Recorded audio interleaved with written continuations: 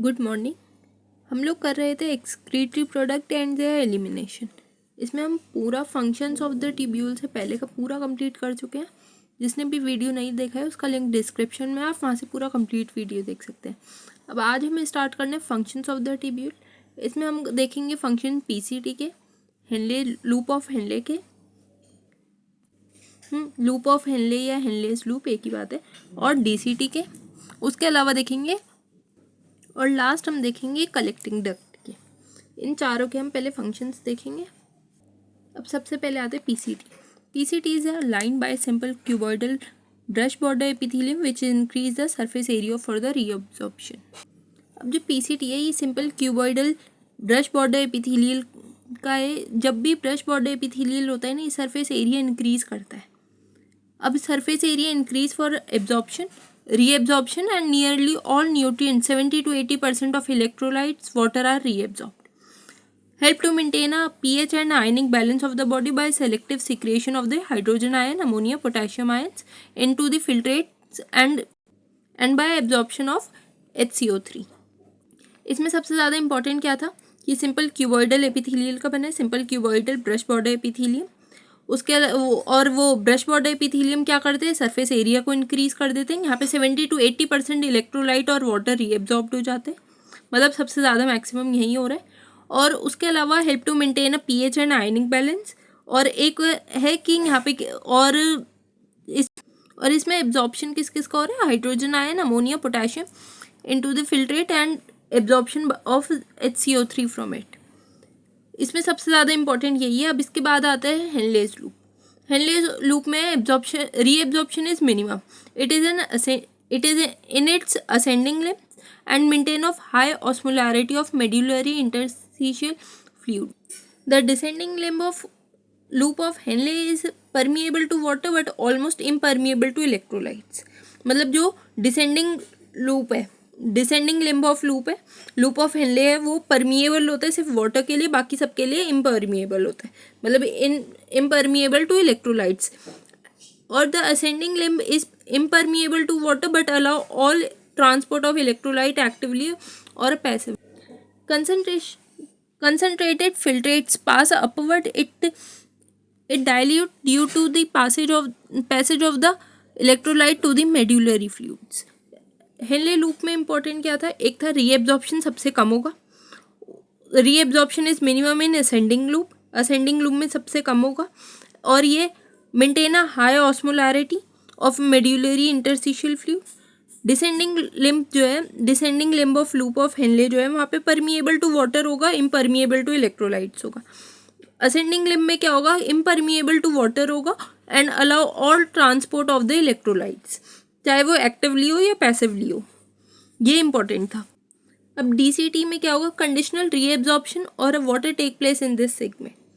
यहाँ पे क्या होता है, reabsorption of HCO3 and selective secretion of the hydrogen, potassium ion and NH3 to maintain the pH and sodium potassium balance in the body. DCT में क्या होगा कि conditional reabsorption of sodium and water take place in this segment. मतलब हमें ये पता होना चाहिए क्या क्या होगा। कंडीशनल रीएब्जॉर्प्शन होगा सोडियम का और वाटर का, उसके अलावा रीएब्जॉर्प्शन होगा HCO3 का and selective secretion of hydrogen and potassium ions and NH3 to maintain a pH and sodium potassium balance in the body. मतलब सोडियम पोटेशियम बैलेंस को मेंटेन करने का काम डीसीटी करता है। अब ये लास्ट आता है collecting duct. Long duct extend from the cortex of the kidney to inner part of the medulla. Large amount of water could be reabsorbed in this region, produce the concentrated urine, and allow passage of a small amount of urea in medullary interstitial to keep the osmolarity and to keep maintenance of the pH and ionic balance of the blood by selective secretion of sodium and potassium ions. अब इसमें collecting duct में important क्या है कि ये इसमें large amount of water could be reabsorb और इससे कंसनट्रेटेड यूरिन प्रोड्यूस होगा। उसके अलावा allow passage of small amount of urea in medullary interstitial space medullary interstitium to keep up osmolarity. और दूसरा एक नेक्स्ट इंपॉर्टेंट पॉइंट है कि role of the maintenance of pH and ionic balance of the blood by the selective secretion of sodium and potassium ions. अभी तक हमने 4 के function देखे, PCT, Henle's loop, DCT and collecting duct. PCT में हमने देखा कि पीसीटी में क्या है, सिंपल क्यूबॉइडल एपिथेलियम का बना है, ब्रश बॉर्डर एपिथेलियल की वजह से उसका increase surface area for the reabsorption, और यहाँ पे 70 to 80% इलेक्ट्रोलाइट्स और वाटर रीएब्जॉर्ब्ड होंगे, और ये हेल्प करता है पीएच और आयनिक बैलेंस को मेंटेन करने में।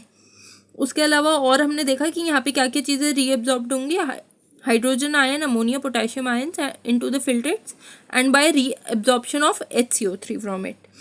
हमने और हेनलेस लूप में हमने क्या देखा कि रीएब्जॉर्प्शन सबसे कम होगा असेंडिंग लिम्ब में, ये मेंटेन करता है high osmolarity of medullary interstitial fluid. Descending limb जो है वहाँ पे वाटर परमिएबल होता है बट इम्परमिएबल टू इलेक्ट्रोलाइट्स, और जो असेंडिंग लिम्स है उसमें क्या है, इम्परमिएबल टू वाटर है but allowed transport of electrolytes by actively और पैसिवली। चाहे एक्टिवली ट्रांसपोर्ट हो या फिर पैसिवली हो, वहाँ पे वो इलेक्ट्रोलाइट्स को परमिशन देता है बट वो वाटर के लिए इम्परमिएबल होता है।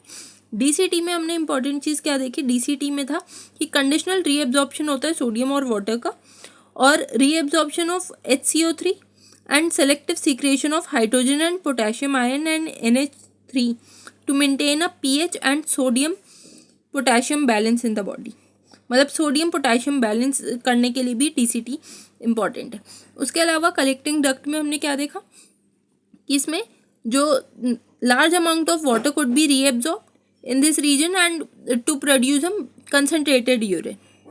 उसके अलावा इंपॉर्टेंट पॉइंट था कि small amount of urea in medullary interstitium to keep osmolarity और maintain pH and ionic balance of the body by selective secretion of sodium and potassium ions. अब इसके बाद नेक्स्ट स्टार्ट होता है mechanism of concentration of the filtrates. Mammals have ability to produce a concentrated urine. The Henle loop and vasa recta play a significant role in this. सबसे significant role जो होता है किसका, कंसनट्रेटेड यूरिन प्रोड्यूस करने में। The Henle's loop and vasa recta play a significant role in this, and the flow of the filtrate in the two limbs Henle's of loop is it flow of filtrate two limbs of the Henle's loop is in opposite direction form a counter current. The flow of blood through the two limbs of vasa recta is also a counter current pattern. इसमें है कि जितने भी mammals होते हैं ना, इनमें ability होती है कंसनट्रेटेड यूरिन प्रोड्यूस करने की, और इसमें जो सिग्निफिकेंट रोल प्ले करते हैं वो हेनलेस लूप और वासा रेक्टा का है। The flow of filtrate in to limbs of Henle's loop in opposite direction, और a flow of filtrate of two limbs of Henle's loop in opposite direction and form a counter current. अब इसमें क्या है, flow of blood through the two limbs of vasa recta also a counter current pattern. The proximity between the Henle's loop and vasa recta as well as counter current help in maintaining increased osmolarity toward the intermedullary interstitium. The proximity between the Henle's loop and vasa recta as well as counter current, ये सारी चीज़ें मिलके help in maintain a increasing osmolarity towards the inner medullary interstitium. अब ये कितना होता है, from 300 milliosmol per litre in the cortex and to about 1200 milliosmol per litre in inner medulla. Cortex में कितना है 300 और इनर मेड्यूला में है 1200। The gradient is between caused by the NaCl and urea. The NaCl is transported by the ascending limb of loop of Henle's loop, which exchange with the descending limb of vasa recta, and NaCl is returned to interstitium by ascending portion of the vasa recta, and the small amount of urea enter into the thin segment of ascending limb of loop of Henle, which is transported back to the interstitium by collecting tubules. Important है values, 300 होगी cortex में, 1200 होगी inner medulla में। अब क्या होता है, gradient is mainly caused by NaCl and urea. NaCl जो है वो ट्रांसपोर्ट होगा, NaCl is transported by ascending limb of loop of Henle which is exchange with the descending limb of vasa recta. जो NaCl है वो transport होगा ascending limb of loop of Henle में और एक्सचेंज होगा with descending limb of vasa recta, और NaCl is return to the interstitium by ascending portion of the vasa recta. उसके बाद क्या होगा, small amount of urea enter in a thin segment of the ascending limb of loop of Henle which is transported back to the interstitium by collecting duct. इस पूरे ये जो process है इसको कहते हैं काउंटर करंट मैकेनिज्म। और ये जो पूरा मैकेनिज्म है ये हेल्प करता है, help to maintain a current gradient in medullary interstitium. ये है फिगर 19.6। इसमें दिखाया काउंटर करंट मैकेनिज्म। देखो अब इसमें हम पूरी लेबलिंग हम सारी देख ही चुके हैं। इसमें कॉर्टेक्स में देखो कितना है, कॉर्टेक्स में है 300 मिली ऑस्मोल पर लीटर। आउटर मेड्यूला में है 600। आउटर मेड्यूला सिर्फ और सिर्फ ये हमको फिगर्स में ही दे रखा है, लाइंस में कहीं नहीं है। और जो इनर मेड्यूला है उसमें दे रखा है 1200 मिलीमोल्स। ये वाला है नेफ्रॉन और यहाँ है ये वासा रेक्टा। देखो इसमें क्या है, NaCl जितना भी है वो ascending limb of loop of Henle से आ रहा है और एक्सचेंज हो रहा है descending limb of vasa recta में, और वापस से interstitium and return to the interstitium by the ascending portion of the vasa recta. और जो यूरिया है वो सारा का सारा एंटर हो रहा है ascending limb of loop of Henle में और ट्रांसपोर्ट हो रहा है वापस से इंटरस्टिशियम में बाय कलेक्टिंग डक्ट।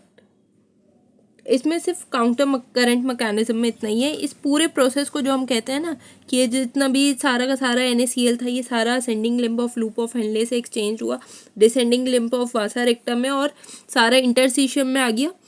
और उसके बाद में क्या हुआ, स्मॉल अमाउंट ऑफ यूरिया जो था वो एंटर हुआ thin segment of ascending limb of loop of Henle में और सारा का सारा transported back to the interstitium by collecting duct. इस पूरे प्रोसेस को ही हम काउंटर करंट मैकेनिज्म कहते हैं। काउंटर करंट मैकेनिज्म क्या करता है, help to maintain a concentration gradient in medullary interstitium. ये वाला जो फिगर है ये 19.5। यहाँ पे ये रीएब्जॉर्प्शन का फिगर मैंने दिखाया नहीं था NCERT में। ये है 19.5 जिसमें रीएब्जॉर्प्शन और secretion of major substances at different part of nephrons. यहाँ पे क्या है, सबसे पहले देखो यहाँ पीसीटी में क्या क्या होता था। ये जो ऊपर वाला है ये यहाँ पे बहुत बारीक सी लाइन है, इसके ऊपर का जो है ये सारा कॉर्टेक्स रीजन है और सारा इसके नीचे का सारा मेड्यूला है। अब देखो यहाँ पे पीसीटी में ये सारी की सारी चीज़ें दिखा रहे हैं। यहाँ पे क्या था, 70 to 80% इलेक्ट्रोलाइट्स और वाटर का रीएब्जॉर्प्शन हो रहा था, तो ये सारा वही दिखाया है। अब इसके बाद पीसीटी और इधर पे है ये डीसीटी में क्या हो रहा था, डीसीटी में था conditional reabsorption of sodium and water, और DCT reabsorption of HCO3 and selectively secretion of hydrogen potassium ion and NH3 to maintain a pH and sodium potassium balance in the blood. तो इसमें सारा का सारा ये जो एरोज हैं ये एब्जॉर्प्शन रीएब्जॉर्प्शन दिखा रहे हैं। हेनलेस लूप में हमने देखा था कि रीएब्जॉर्प्शन जो है वो सबसे कम होता है और डिसेंडिंग में जो है वो परमिएबल टू वाटर होता है। जैसे ये दिखाया डिसेंडिंग लूप, ये सिर्फ परमिएबल टू वाटर है, यहाँ पे और कोई भी इलेक्ट्रोलाइट नहीं दिखाया। बाकी बताया था कि असेंडिंग लिम्ब जो है वो इम्परमिएबल टू वाटर होता है but allow all transport of electrolyte, चाहे और वो अलाउ करता है सारे के सारे इलेक्ट्रोलाइट्स को। वाटर के लिए इम्परमिएबल होता है और उधर पे एक्टिवली या पैसिवली कैसे भी हो सकता है। और उसके बाद हमने और एक ये जो लास्ट में ये जो दे रखी है ये पूरी है कलेक्टिंग डक्ट में हमने देखा था कि जो large amount of water is reabsorb and produce a concentrated urine. ये जहाँ हम काउंटर करंट मैकेनिज्म पढ़े रहे थे वहीं पे ये आगे जाकर पेज नंबर 297 ओल्ड NCERT का, इसमें ये वाली जो लाइन है ये बहुत इंपॉर्टेंट है। Human kidney can produce a urine nearly 4 times concentrated than the initial filtrate form. जो इनिशियल फिल्ट्रेट का कंसनट्रेशन होता है ना उससे 4 times और कंसनट्रेटेड यूरिन बनता है ह्यूमंस में। तो इन्होंने वही बताया कि human kidney can produce a urine nearly 4 times concentrated than the initial filtrate form. ये PYQ है, इससे पहले भी आया था। अब इसके बाद आता है रेगुलेशन ऑफ किडनी फंक्शन हम स्टार्ट कर रहे हैं। इससे पहले अगर कोई भी डाउट हो आप कमेंट में पूछ सकते हो। ये जो किडनी के फंक्शंस है ना, regulated by the hormonal feedback mechanism involving a hypothalamus, JGA and certain extent of the heart. अब इसमें क्या होता है कि जैसे osmoreceptor in the body activate the by the change in blood volume और बॉडी फ्लूइड वॉल्यूम और ionic concentration. जैसे जो हमारी बॉडी में ऑस्मोरिसेप्टर्स होते हैं ये सारे एक्टिवेट हो जाते हैं जैसे ही कोई चेंज आता है, चाहे वो ब्लड वॉल्यूम में आए, बॉडी फ्लूइड में आए या किसी भी चीज़ में। जैसे ब्लड प्रेशर इंक्रीज होता है, डिक्रीज होता है, तो कोई भी चेंज आएगा तो ये एक्टिव हो जाते हैं। जैसे जब एक्सेस लॉस ऑफ फ्लूइड होता है हमारी बॉडी में, कि बहुत ज़्यादा फ्लूइड लॉस हुआ है, तो क्या होगा कि जो बॉडी होती है ना वो एक्टिवेट कर देती है, stimulate the hypothalamus and to release ADH. ADH होता है एंटी डायूरेटिक हॉर्मोन्स। ये इसको हम वैसोप्रेसिन भी कहते हैं, vasopressin from a neurohypophysis. ADH facilitates water reabsorption from the later part of the tubule and preventing diuresis. ये क्या करता है और water reabsorption कराएगा ADH. Increase in the blood volume of can switch off the osmoreceptors. तो इससे क्या होगा कि जैसे हमारी बॉडी में ज़रूरत से ज़्यादा body fluid loss of body fluid हुआ है तो क्या होगा ADH जो है वो रिलीज हो जाएंगे। उस टाइम पे ऑस्मोरिसेप्टर जो है ये बंद हो जाएंगे and suppress the ADH to release a complete feedback. ADH क्या करेगा कि इन सब में जितना होगा वो वाटर रीएब्जॉर्प्शन कराएगा। वाटर रीएब्जॉर्प्शन कराएगा तो उससे क्या होगा और कंसनट्रेटेड, मतलब ADH affect the kidney functions by the constrictory effect of the blood vessels. मतलब इन सब में क्या होगा, मतलब कंस्ट्रक्ट हो जाएंगी ब्लड वेसल्स, जो कि ये क्या होगा उसकी वजह से ब्लड प्रेशर बढ़ जाएगा। ब्लड प्रेशर बढ़ेगा तो ग्लोमेरुलर ब्लड फ्लो बढ़ेगा, वो बढ़ेगा तो क्या होगा GFR बढ़ेगा। ओवरऑल हुआ क्या कि जब हमारी बॉडी में ज़रूरत से ज़्यादा ब्लड लॉस हुआ या फिर फ्लूइड लॉस हुआ, फ्लूइड लॉस कैसा भी हो सकता है, फ्लूइड लॉस हुआ तो उससे क्या होगा कि हमारी बॉडी जो है वो एक्टिवेट करेगी stimulate hypothalamus to release a anti diuretic hormone. Anti diuretic hormone जो होता है ना वो वैसोप्रेसिन होता है। वो क्या करेगा facilitate water reabsorption from the latter part of the tubule. मतलब वो और वाटर रीएब्जॉर्प्शन कराएगा क्योंकि ऑलरेडी बहुत लॉस हो चुका है फ्लूइड का, तो अब हमारी बॉडी चाहती है कि और लॉस नहीं होना चाहिए। वो क्या करेगा रीअब्जॉर्प्शन जब कराना शुरू करेगा तो उसमें क्या होगा increase blood fluid volume, can switch off osmoreceptors and suppress ADH to complete the feedback. वो ADH को रिलीज करेगा जिससे कि ये पूरा जितना भी हमारा एक्सेस ब्लड लॉस या फ्लूइड लॉस हुआ है इसको पूरा कंपेंसेट किया जा सके। इससे ADH से होता क्या है, हमारी किडनी जो है वो हमारी किडनी पे इफेक्ट कैसा पड़ता है, ये क्या करता है, ये सारी की सारी जो ब्लड वेसल्स हैं ना उनको कंस्ट्रक्ट करता है। उनको कंस्ट्रक्ट करेगा तो क्या होगा कि ब्लड प्रेशर बढ़ जाएगा। ब्लड प्रेशर अगर बढ़ेगा तो ग्लोमेरुलर ब्लड फ्लो बढ़ेगा, GFR बढ़ेगा। अब इसके बाद फिर आता है अब आता है JGA play a complex regulatory role. इनका क्या होता है, JGA जो होता है ये कॉम्प्लेक्स रेगुलेटरी रोल प्ले करता है। A fall of glomerular blood flow और a glomerular blood pressure, GFR can activate JG cells to release renin which convert angiotensin or in the blood to angiotensin 1 and further angiotensin 2. Angiotensin 2 being a powerful vasoconstriction increase the glomerular blood pressure and thereby GFR. जैसे हमने इससे ऊपर हमने पढ़ा कि जो ये excessive fluid loss होता है इस टाइम पे क्या होता है कि ADH रिलीज होता है। ADH किडनी को भी इफेक्ट करता है। ये क्या करता है ब्लड प्रेशर को बढ़ा देता है, cause increase in blood pressure और इंक्रीज ब्लड प्रेशर की वजह से ग्लोमेरुलर ब्लड फ्लो बढ़ जाता है। ये सारी की सारी चीज़ें बढ़ जाएंगी। तो ऐसा थोड़ी है कि ये बढ़ती ही रहेंगी, ये वापस से रेगुलेट भी तो होंगी अपने नॉर्मल रेट पे भी तो आएंगी। नॉर्मल रेट पे आएंगी तो तब उस टाइम पे क्या होगा, नॉर्मल रेट पे लाने के लिए जब ये सारी की सारी चीज़ें ऑलरेडी बढ़ी हुई हैं। JGA play a complex regulatory role. अब नेक्स्ट है कि अब अगर ग्लोमेरुलर ब्लड फ्लो या फिर ग्लोमेरुलर ब्लड प्रेशर ये सारी की सारी चीज़ें कम हो जाए तो क्या होगा, GFR can activate JG cell to release renin. Renin क्या करेगा which convert angiotensinogen in the blood to angiotensin 1 और एंड फर्दर एंजियोटेंसिन 2।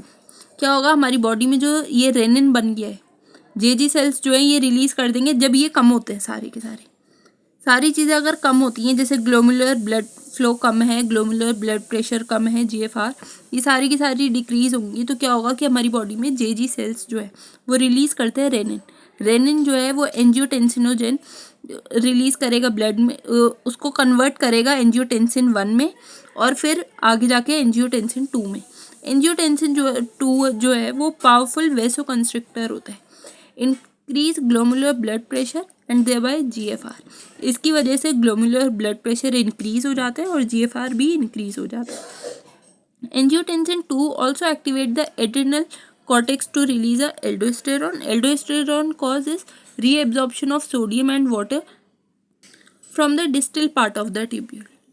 अब इसमें क्या और क्या बताया, एंजियोटेंसिन 2 जो है वो क्या करेगा, activate the adrenal cortex to release a aldosterone. Aldosterone जब रिलीज होंगे तो ये क्या कराते हैं, रीएब्जॉर्प्शन कराते हैं सोडियम का, वाटर का, from the distal part of the tubule and this also lead to an increase in blood pressure and GFR. और इसकी वजह से भी ब्लड प्रेशर और जीएफआर इंक्रीज होने लगता है। The complex mechanism is known as renin angiotensin mechanism, और इस पूरे मैकेनिज्म को हम रेनिन एंजियोटेंसिन मैकेनिज्म कहते हैं। अगर ये आपको नहीं समझ आया हो आप मेरे से दोबारा पूछ सकते हो, वैसे मैंने जितना हो उतना कोशिश करिए कि समझ आ जाए। एक बार मैं फिर से बता देती हूँ क्या होता है कि जैसे हमारी बॉडी में एक्सेस ब्लड लॉस हुआ तो उस टाइम पे क्या होगा, हमारी बॉडी जो है वो stimulate hypothalamus to release a ADH, मतलब हमारी बॉडी में एडीएच रिलीज होगा। एडीएच जो होता है वो वेसोप्रेसन होता है, वो क्या करेगा, सब चीज़ों को कंस्ट्रिक्ट कराएगा, वो किडनी को इफेक्ट करता है। अगर सारी की सारी ब्लड वेसल्स ये सारी की सारी कंस्ट्रिक्ट हो जाएंगी तो क्या होगा, ब्लड प्रेशर जो है वो इंक्रीज हो जाएगा और ग्लोमुलर ब्लड फ्लो इंक्रीज हो जाएगा, जीएफआर इंक्रीज होगा। ऐसी कंडीशन पे जब एक्सेस ब्लड लॉस हुआ है। लेकिन जब ग्लोमुलर ब्लड फ्लो या फिर ग्लोमुलर ब्लड प्रेशर ये सारी की सारी चीज़ें कम होती हैं तो क्या होता है, हमारी बॉडी में जेजी सेल्स जो है वो रेनिन, तब उस टाइम पे रेनिन रिलीज होता है। रेनिन रिलीज होगा तो वो क्या करेगा, टेंसिनोजन जो है वो कन्वर्ट कराएगा एंजियोटेंसिन 1 में और फिर आगे जाके वो एंजियोटेंसिन 2 में। एंजियोटेंसिन जो है 2 जो है वो पावरफुल वेसो कंस्ट्रिक्टर होता है, वो इंक्रीज कर देता है ग्लोमुलर ब्लड प्रेशर को और जीएफआर को। और एंजियोटेंसिन 2 जो है वो एड्रिनल कॉर्टेक्स से रिलीज कराते हैं एल्डोस्टेरॉन। एल्डोस्टेरॉन भी रीएब्जॉर्प्शन कराते सोडियम और वाटर का distal part of the tubules में, from the distal part of tubule, and वो भी इंक्रीज कराते हैं ब्लड प्रेशर और जीएफआर में। ये जो पूरा मैकेनिज्म है, इस पूरे मैकेनिज्म को हम रेनिन एंजियोटेंसिन कहते हैं, रेनिन एंजियोटेंसिन मैकेनिज्म। एक लास्ट इंपॉर्टेंट ये, an increase in blood flow to the arteria of the heart can cause a release of ANF. जैसे ब्लड फ्लो बहुत इंक्रीज हो जाए आर्टरिया में तो क्या होगा कि रिलीज होगा एएनएफ, आर्टरियल नेट्रियूरेटिक फैक्टर। ये क्या करता है, ANF can cause a vasodilation, dilation of blood vessel, मतलब ब्लड वेसल्स को डायलेट करता है और डिक्रीज कर देता है ब्लड प्रेशर को। ठीक है, ANF mechanism therefore act as a check on the renin angiotensin mechanism. जैसे हमने ये देखा कि क्या हुआ, सारा का सारा ये जितने भी ये सेकंड पार्ट में हमने सेकंड टाइम पे देखा कि जब ये हमारी बॉडी में ग्लोमुलर ब्लड प्रेशर ये सारी चीज़ें कम हो गई तो जेजी सेल्स ने रेनिन रिलीज करा दिया। रेनिन रिलीज करा दिया तो उसके बाद में एंजियोटेंसिन 1 और एंजियोटेंसिन 2 बन गया। एंजियोटेंसिन 2 वैसो कंस्ट्रिक्टर है, उसने क्या करा, ग्लोमुलर ब्लड प्रेशर बढ़ा दिया, जीएफआर बढ़ा दिया, सारी चीज़ें बढ़ गई और उसने एड्रिनल कॉर्टेक्स से एल्डोस्टेरॉन रिलीज कराया। एल्डोस्टेरॉन जो है वो भी रीएब्जॉर्प्शन करा देता है सोडियम वाटर का, रीएब्जॉर्प्शन हो गया तो उसकी वजह से भी थोड़ा ब्लड प्रेशर और जीएफआर बढ़ गया। अब ये बढ़ गए तो ये ऐसा थोड़ी है कि बढ़ते ही रहेंगे, कभी कमी नहीं होंगे। इनसे क्या होता है कि अगर ये सारी की सारी चीज़ें बढ़ गए, ब्लड प्रेशर बढ़ा हुआ है, जीएफआर बढ़ गया, सब हो गया, तो ये सारा का सारा जब ये increase blood flow to the artery of the heart, जब ये आर्टरी में जाएगा तो क्या होगा कि वहाँ से तो रिलीज होगा एएनएफ। एएनएफ जो होता है वो कराता है वेसोडाइलेशन। वेसोडाइलेशन कराएगा तो क्या, वेसोडाइलेशन की वजह से सारी की सारी चीज़ें डिक्रीज होंगी। तो ये एएनएफ मैकेनिज्म जो है ये act as a check on renin angiotensin mechanism. ये इंपॉर्टेंट लाइन थी। यहाँ पे आई होप इस बार समझ आ गया होगा। रेगुलेशन ऑफ किडनी फंक्शन में इतना ही था। अब इसके बाद हमें स्टार्ट करना है मिक्सचुरेशन। अगर अभी भी डाउट हो आप मेरे से कमेंट में पूछ सकते हो, मैं दोबारा एक्सप्लेन कर दूंगी। अब आते हैं मिक्सचुरेशन। इसमें क्या है, urine formed by the nephrons is ultimately carried by the urinary bladder and is stored voluntary signal by the CNS. The signal is initiated by the stretching of urinary bladder and get filled with the urine. मतलब क्या होता है कि जब ये urine जो formed हो गया नेफ्रॉन से, ये सारा का सारा क्या होगा कि पहले वॉलेंट्री सिग्नल जाएगा CNS में, मतलब सेंट्रल नर्वस सिस्टम में, और उसके बाद में स्ट्रेचिंग ऑफ यूरिनरी ब्लैडर के बाद वो सारा का सारा उसमें फिल्ड हो जाएगा यूरिनरी ब्लैडर में। Stretch receptor on the wall of the urinary bladder send signal to CNS. अब जब ये हमारा ब्लैडर पूरा फुल हो चुका है यूरिन से, तो क्या होगा कि वापस से ये stretch receptor on the walls of the bladder, ये जो इसके स्ट्रेच रिसेप्टर्स हैं, ये सारे के सारे सिग्नल भेजेंगे CNS के पास, और CNS क्या करेगा अब आगे। अब CNS जो है वो construction of the smooth muscles of the bladder and simultaneous relaxation of urethral effector cause the release of the urine. क्या होगा कि जब CNS के पास जब ये मैसेज पहुंचेगा तो क्या होगा, उसके बाद CNS से मोटर मैसेज आएगा to initiate the contraction of the smooth muscles of the bladder and simultaneous relaxation of urethral effector, जिसकी वजह से यूरिन रिलीज होगा। The process of release of the urine is the called micturition, और इस process को ही हम मिक्सचुरेशन कहते हैं। इनमें क्या होगा, neural mechanism causing the micturition reflex and the adult human excretes 1 to 1.5 litre urine per day.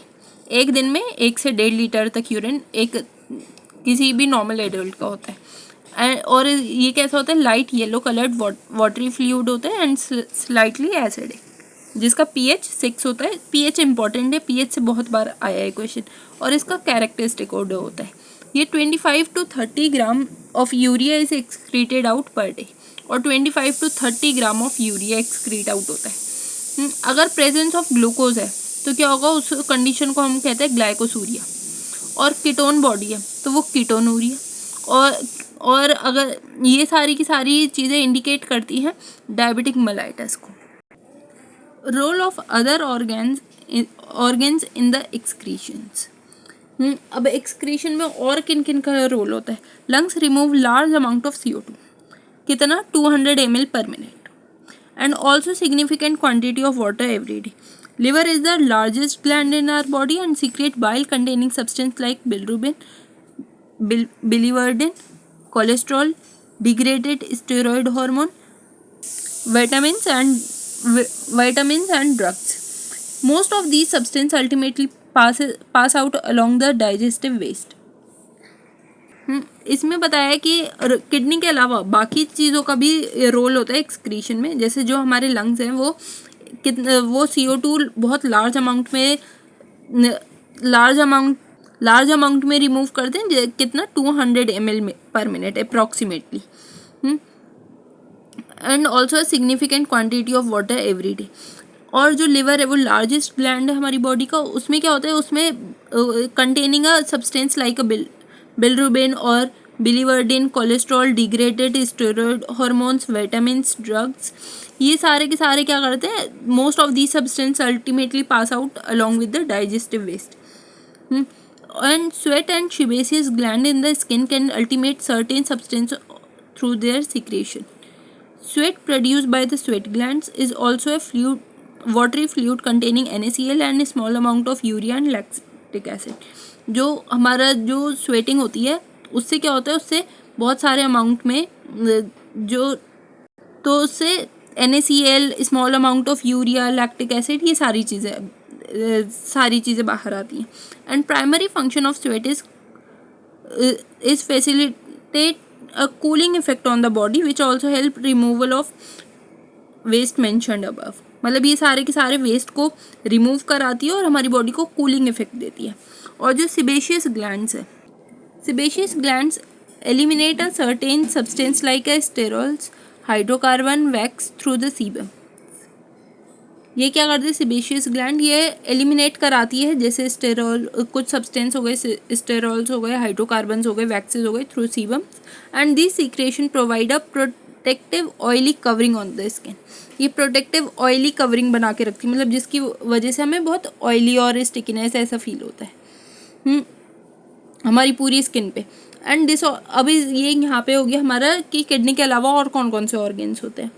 अब इसके बाद आते हैं डिसऑर्डर्स, ये लास्ट है। अब इसमें किसी को अगर इससे पहले अगर कोई भी डाउट हो कमेंट में दोबारा पूछ सकते हो। अब हम स्टार्ट कर रहे हैं सारे के सारे डिसऑर्डर्स ऑफ एक्सक्रीटरी सिस्टम। इसमें क्या क्या आते हैं, malfunctioning of kidney can lead a accumulation of urea in the blood and condition uremia. क्या होता है कि जब किडनी प्रॉपरली फंक्शन नहीं कर रही है तो जो एक्यूमुलेशन ऑफ यूरिया होता है ब्लड में, उस कंडीशन को हम यूरेमिया कहते हैं। उसमें क्या होता है, वो हाईली हार्मफुल होता है एंड में lead to the kidney failure, जिसकी वजह से हमारी किडनी फेल भी हो सकती है। बहुत सारे जो पेशेंट्स हैं, urea can removed by the process of haemodialysis, तो वो बहुत सारे लोग ये प्रोसेस हीमोडायलिसिस की हेल्प से कराते हैं। इसमें क्या होता है, during the process of haemodialysis blood is drained from the convenient artery and is pumped into the dialysis unit. एक कोई भी कन्वीनियंट आर्टरी से सारा ब्लड लेकर सारा आर्टिफिशियल किडनी में डाला जाता है and brain is drain from the convenient artery pump into the dialysis unit by adding anticoagulant like heparin, और उसमें एक एंटीकोगुलेंट ऐड किया जाता है जिसको हेपेरिन कहते हैं। The unit contain a coiled cellophane tube surrounded by a fluid dialysis having the same composition as that as plasma except nitrogenous waste.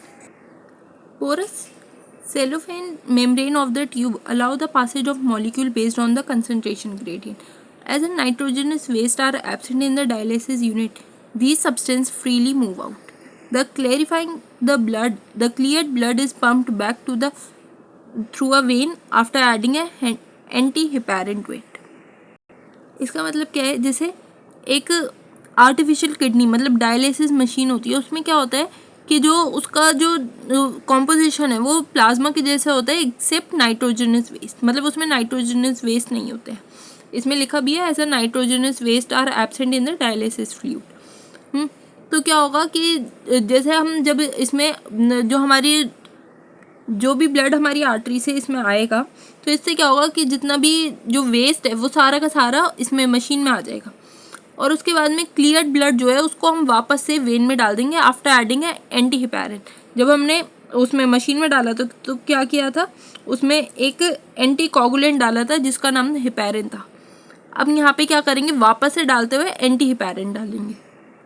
तो जो इस मेथड की वजह से बहुत सारे यूरेमिक पेशेंट जो है वो इस प्रोसेस को यूज़ करते हैं, हीमोडायलिसिस को। अब इसके बाद क्या आता है, एक आता है renal failure. Kidney transplantation is the ultimate method in the correction of acute renal failure और a kidney failure.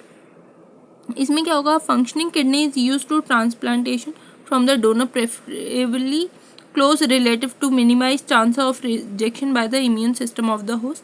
Modern clinical procedure have the increased success rate at the complicated techniques. एक रीनल फेलियर में क्या होता है कि kidney transplantation option होता है। Kidney transplantation is the ultimate method to correction of the acute renal failure. और ये हम सबको पता ही है कि ये जो किडनी है ये बहुत क्लोज रिलेटिव से ली जाती है, जैसे कि हमारी बॉडी क्या करती है कि कोई भी अगर फॉरेन बॉडी या कोई भी फॉरेन मटेरियल होता है उससे उसको रिजेक्शन का काम करती है। तो अगर ये क्लोजेस्ट की होगी तो ये हमारी बॉडी जो है उसे एक्सेप्ट करेगी, अदरवाइज बहुत चांसेस हो जाते हैं रिजेक्शन के। तो ये हम किसी ऐसे से नहीं ले सकते, ये हमें बहुत क्लोज ज़्यादातर प्रेफर किया जाता है, मतलब बहुत वो किसी भी क्लोज रिलेटिव से किडनी ली जाए तो किडनी डोनर कोई क्लोज रिलेटिव हो, जिससे कि चांसेस कम हो जाते हैं रिजेक्शन के। अब इसके बाद लास्ट आता है रीनल कैल्कुलाई। रीनल कैल्कुलाई क्या होता है, अ स्टोन और insoluble mass of crystallized solid oxalates formed within the kidney. मतलब जो स्टोन या फिर insoluble mass of crystalline salts होते हैं ये जो बन जाते हैं हमारी किडनी में, इसको हम बोलते हैं रीनल कैल्कुलाई। एंड ग्लोमेरुलोनेफ्राइटिस, ये होता है inflammation of glomeruli of the kidney. यहाँ पे हमारा ये पूरा चैप्टर कंप्लीट हो गया। अगर किसी को कोई डाउट है आप मेरे से कमेंट में दोबारा पूछ सकते हो, कोई चीज़ रिपीट करानी हो उसके लिए बोल सकते हो, कोई सजेशन देना हो तो वो भी दे सकते हो। अगर वीडियो अच्छा लगा हो, हेल्पफुल लगा हो तो वीडियो लाइक करो, चैनल सब्सक्राइब करो। Thank you.